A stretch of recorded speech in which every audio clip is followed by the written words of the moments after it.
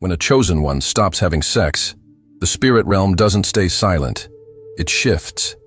It shakes. Demons start whispering. Lust spirits are deployed. Temptations multiply overnight. Why? Because hell knows what's coming.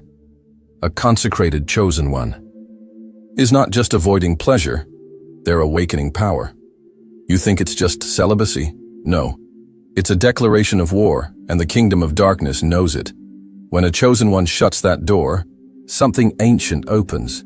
Divine clarity, prophetic authority, an anointing that cannot be faked. That's why you're under attack. That's why the dreams changed. That's why the pressure increased. Because your purity is prophecy. And hell always panics when prophecy starts walking.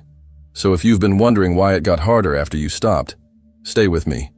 Because what you're about to hear will explain the warfare, unlock the wisdom, and remind you exactly who you are.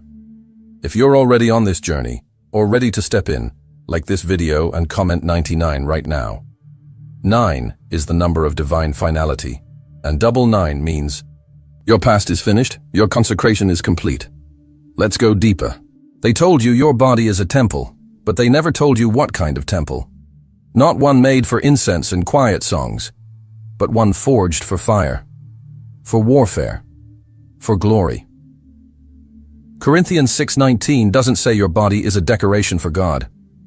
It says it is a dwelling place of His Spirit, and wherever the Spirit of God dwells, there is power, there is battle, there is victory. When a chosen one stops giving their body to sin, something supernatural happens. You're no longer just worshiping God with your body. You're weaponizing it. Every no you speak to the flesh is a sword unsheathed in the spirit. Every desire you deny is a dagger against the plans of hell. Every time you choose solitude over seduction, you're not isolating, you're consecrating. Heaven does not anoint comfort, it anoints sacrifice.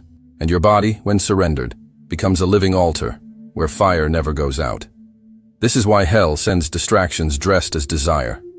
Because if your body ever aligns fully with heaven's purpose, you won't just survive, you'll invade.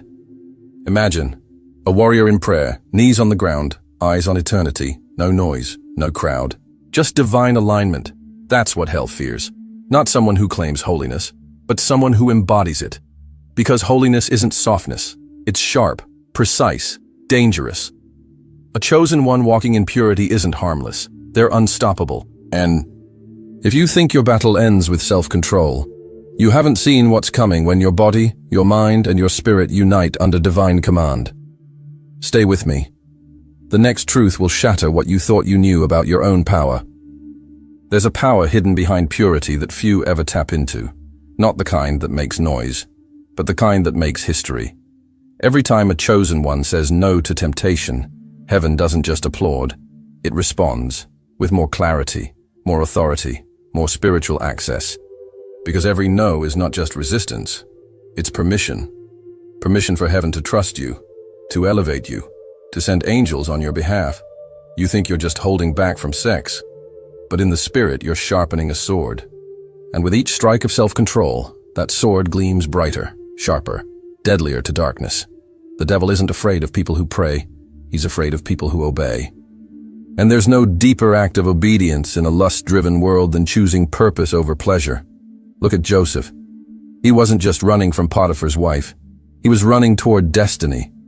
That moment of escape,